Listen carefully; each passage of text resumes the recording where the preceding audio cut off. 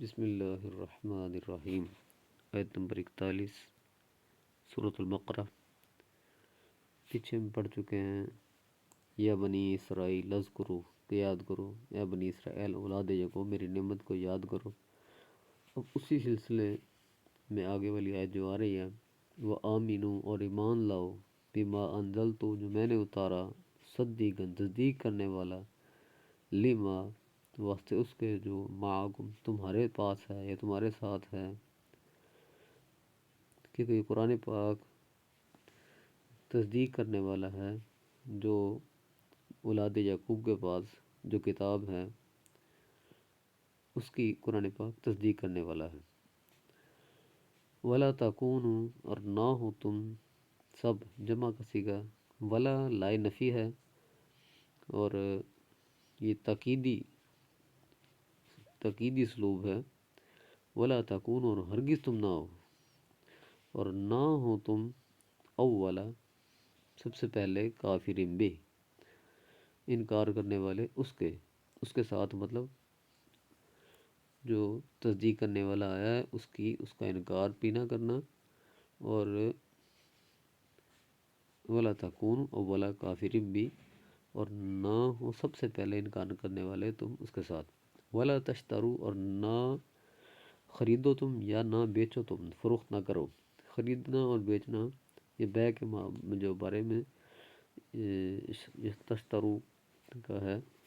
ولا تشترو، اور نہ بیچو تم یا نہ خریدو تم، یہ دونوں لفظ کے لیے استعمال ہوتا ہے، لیکن یہاں پہ بہتر لفظ فروخت کرنا یا بیچنا ہے۔ ولا تشترو، اور نہ تم فروخت کرو، بآیاتی، میری آیتوں کو۔ آیاتی میں جو آخر پہ یا ہے، یہ متکلم بتا رہی ہے، میری آیتوں کو نہ خریدو، اس میں بھی لا نفی ہے، لا، نہ، تاکیدی اسلوب ہے۔ ولا تشترو، اور نہ فروخت کرو تم، بآیاتی، میری آیتوں کو، ثمناً قلیلا، تھوڑے دموں، ثمناً قلیلا، قلیل تھوڑی چیز کو کہتے ہیں، اور ثمن دام کو کہتے ہیں قیمت کو۔ ثمناً قلیلا، تھوڑے داموں کے بدلے میری آیتوں کو نہ فروخت کرو۔ وَإِيَّایَ، اور خاص مجھ سے، فَاتَّقُونِ، پس ڈرو تم، اور خاص تم سب مجھ سے ہی ڈرو۔ باب محاورہ ترجمہ۔ اور اس کتاب قرآن مقدس پر ایمان لاؤ جو میں نے اتاری ہے، جو اس کتاب کی تائید کرتی ہے جو تمہارے پاس ہے، اور تم سب سے پہلے اس کے منکر نہ ہو، تھوڑی قیمت کے بدلے میری آیات کو فروخت نہ کرو، اور مجھ سے ہی ڈرو۔ یہود کے متعلق جس قدر احکام تھے ان سب میں مرکزی حیثیت ایمان کی ہے، باقی سارے تابع ہیں۔ پہلا حکم تھا قرآن پر ایمان لاؤ، وہ تمہارے پاس کی شے تورات کی تصدیق کرتا ہے۔ دوسرا حکم ہے کہ تم سب سے پہلے گمراہ نہ بننا کہ ایمان نہ لاؤ اور ان قرآن کا انکار کر دو۔ تیسرا حکم ہے کہ میری آیات کو بیچنے اور اپنا کام نکالنے سے بچو۔ چوتھا حکم ہے مجھ سے ڈرو، فتقون، مجھ سے ڈرو۔ آیات کے بیچنے کا معنی یہ ہے کہ کسی کو خوش کرنے کے لیے، اس سے اپنا مطلب نکالنے کے لیے آیت کا ترجمہ غلط کر دیا، مفہوم بگاڑ دیا۔ کعب بن اشرف یہودیوں کا سردار تھا، وہ انہیں ورغلایا کرتا تھا کہ تم تورات میں وہ آیات جو حضور کے متعلق بشارت ہیں ان کا جواب دو تو تمہیں انعام دیا جائے گا۔ چنانچہ اس کے کہنے پر یہود علماء نے تورات کی ان آیات کا غلط معنی کیا، مفہوم بگاڑا اور کعب بن اشرف سے انعام وصول کیے۔ ولا تشترو سے اسی بات کی طرف اشارہ ہے۔ تھوڑی قیمت میں آیات نہ بیچنے کا معنی یہ نہ لیا جائے کہ زیادہ قیمت وصول کر لی جائے تو جائز ہے، نعوذ باللہ۔ ساری دنیا کے خزانے بھی جمع ہو جائیں تو یہ قیمت تھوڑی ہی ہے۔